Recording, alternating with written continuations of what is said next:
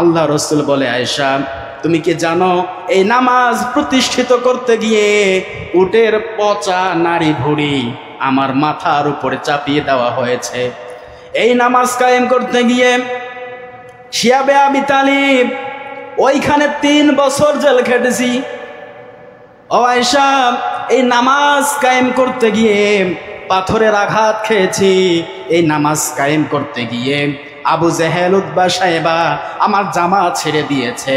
Direct indirect আমাকে হত্যা করার ষড়যন্ত্র তারাও করেছিল।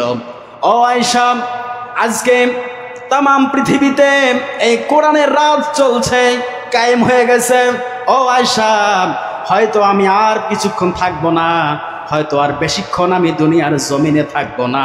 আমি দেখতে পাচ্ছি আমার সাহাবীরা যেভাবে সালাত কায়েম করছে, কিয়ামত পর্যন্ত আমার উম্মতেরা এইভাবেই সালাত আদায় করবে। বলি আল্লাহু আকবার।